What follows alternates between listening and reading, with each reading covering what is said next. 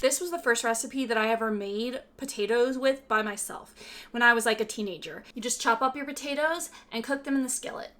My problem was I could not get these to come out consistently crispy and delicious.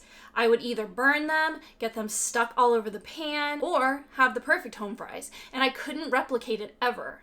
So I finally took the time to understand what potatoes need to brown without sticking so that I could have consistent potatoes anytime I make them. So this isn't a new recipe. This isn't a take on a recipe. This is just trying to give you something that you can replicate at home over and over and over again using 2 tools and a little bit of technique. Moisture is the enemy of crispy potatoes. After I cut them, I like to rinse them to get the extra starch off so it doesn't stick to the pan, and also run them through my salad spinner.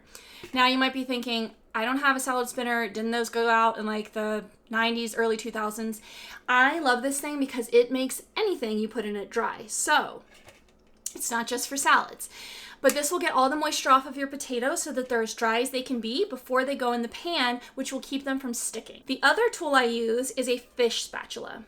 Fish spatulas are flexible, they're really thin, so they can get under things. So in case your potatoes are sticking, these make it so much easier to just get under it without tearing the potato apart, without cutting through it and getting gunk everywhere, and without having a bunch of stuck-on potato on the bottom of your pan. One of the most important things to do is to start off with a very hot pan. I have my 12-inch skillet here that I'm going to put on the heat, on medium heat, which is 5 on my stove. I'm going to let it heat up for at least 10 minutes. We really want this to be hot so that once the potatoes hit that oil, they start frying instead of trying to seep in.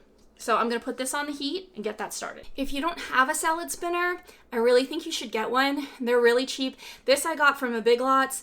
I have another smaller one that I got from IKEA that's really nice. It's just so much easier and less wasteful than having to use a bunch of paper towels to dry off your potatoes. But if that's all you have, you can use paper towels to just make sure they're dry. While the skillet is heating up, I'm going to cut the potatoes and get them ready to go on the stove. All right, so I've got 4 potatoes here that I washed. I like to leave the skin on because I like the texture and I also like the vitamins and nutrients you get from them. You can also peel them if you want to. So I'm going to make these into about 1/2 inch cubes. So I typically do it in thirds, do that in thirds, and then we end up with a cube. We end up with a cube about that big. We want them to be a consistent size so that they cook evenly and we don't have some that are waiting to be cooked while others are burning.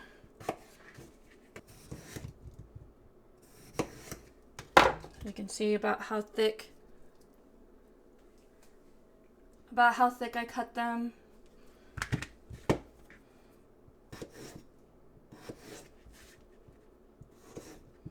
And if you find any spots that are yucky, just cut them off, throw them away. This will be enough to feed me and Kevin. If you want to make more, just make sure you're using a big enough pan so you're not steaming all of them. You can make these as a side dish to a larger breakfast, but I also like to just make these, fry a couple runny eggs, and put those, have the hash browns with some ketchup and the eggs on top. Let that yolk seep through. So good and very easy. All right, this potato's a little thicker, so he's gonna be in 4 chunks. Okay, now what I'm gonna do is I'm going to take this part to the sink and I'm going to rinse the potatoes off, get all that starch off, and then I'm going to put them back in here, spin them up until they're dry, and I'll show you what that looks like in just a second. Okay, I rinsed the starch off them. You can see they're still dripping in the bowl. Now I'm going to run them through and get them dry. I like to do this twice just to get that initial water off and then to try to get any other water that might be in there off.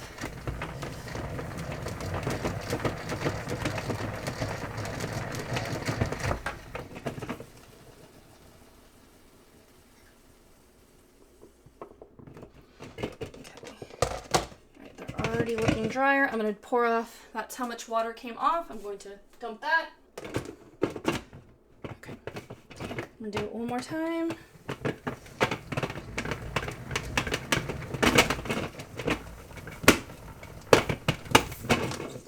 Probably tell I got this from Big Lots for cheap.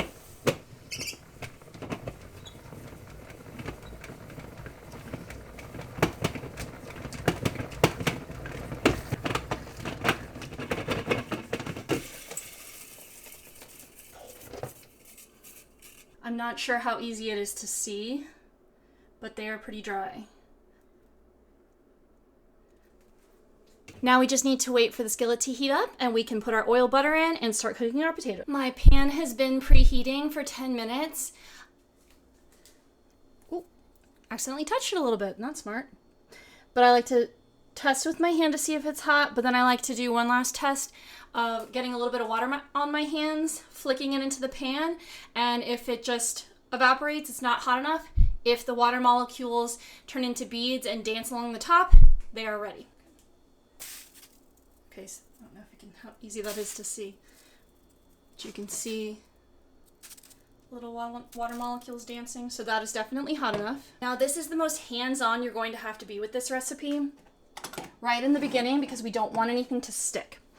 I like to put only salt on my potatoes because I don't want any of the seasonings that I'm going to put later to burn. I'm going to put them right on at the end so they have a little bit of time to toast but not get burnt in the skillet. So I've got 2 tablespoons of butter. I'm going to add a few tablespoons of my oil and butter at the same time. The butter has a lower smoke point than oil, but if you add them together, it brings the butter smoke point up. So that's why I like to do them together. Ooh.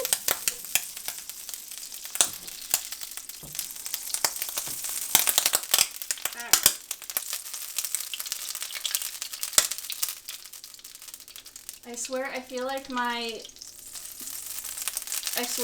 stovetop only wants to put on a show when I have the camera on because it never does anything like this otherwise. Now we're going to put our dried potatoes on and we're going to shake for 2 to 3 minutes, just gently back and forth, so that we can get the initial crust started before we continue to cook. I'm going to dump these on.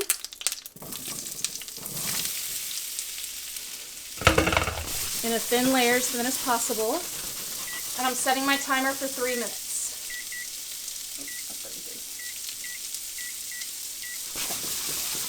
Okay. I'm going to add salt.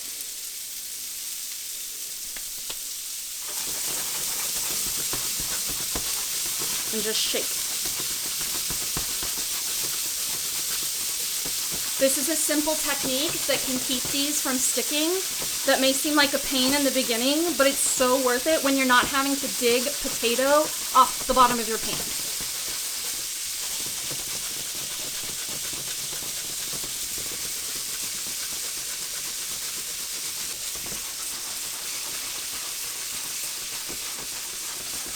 And this way, we're developing a crust without worrying about it sticking. I know a lot of things you're told put them down and don't touch them, which does work for other things, but for potatoes, I find they need this movement for extra insurance. Lets any of the water on the surface steam off, any of that starch get cooked. And then for most of the rest of this, we're going to let it just kind of sit and cook. And our fish spatula is the insurance in case it does start sticking, that we can pry under it to keep that crust intact and be able to flip it. So we've got a couple fail safes in every step of this.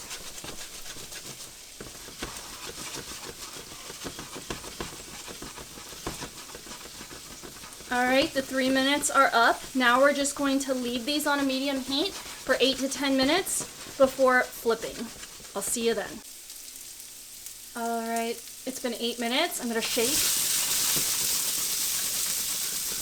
No sticking.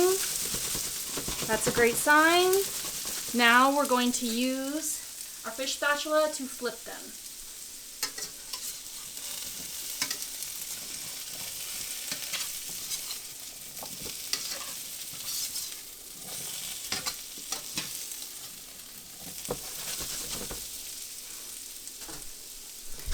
I even them back out. I'm going to salt a little bit more. I'm going to give these 8 to 10 minutes on this side before checking again. Okay, we're gonna shake them again. They've had 10 minutes on this side. No sticking. Going to flip them again to try to get any sides that haven't gotten browned, touching the pan.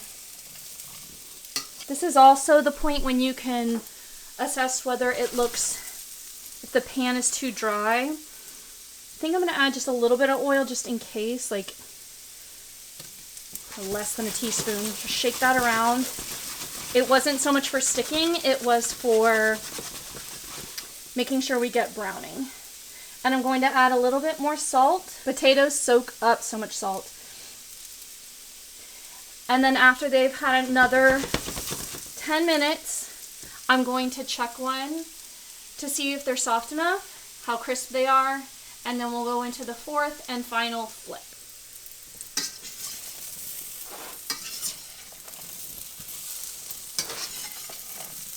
Ooh, it's starting to want to burn.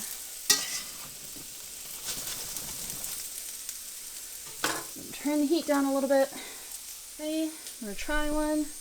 I'm going to add a little bit more butter, just because it tastes good. And I'm going to give this one more round of 8 to 10 minutes before we add our seasonings, get the last little crisp up, and eat our potatoes. Alright, we're on our fourth and final flip. They are looking good. Okay, I'm going to try one, make sure they're all the way cooked through. Alright, they're all the way cooked through. But I feel like we still need a little crispness, so I'm going to turn it back up.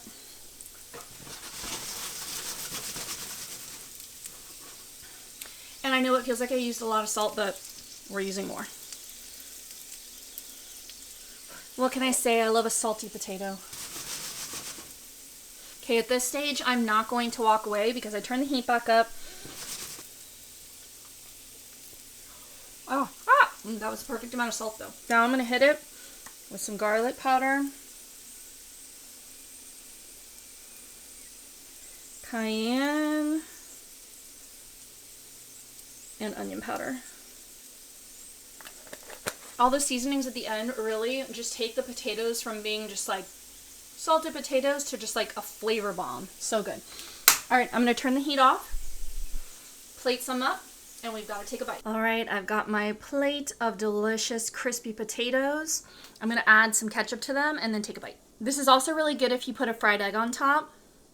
Let's try a bite.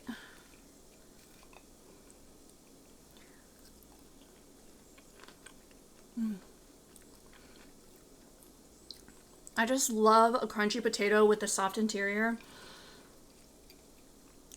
The spices are just warming. I only use enough cayenne to have like a warming spice throughout it. It's not like super spicy.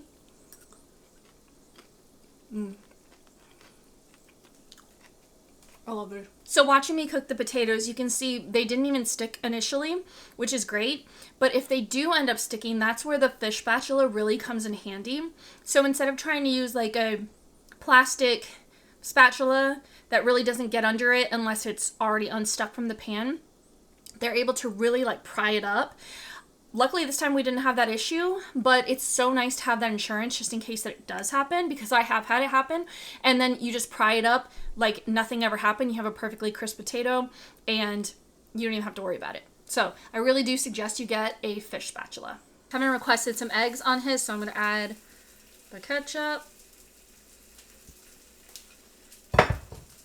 And we've got 2 eggs. I'm going to just slide them on there. Doesn't that look delicious? Alright, if you enjoy this video, please like and subscribe. And if you want the full recipe, I will link it below. It's at my website, theblessterandtheburrow.com. Didn't need to say, I'm gonna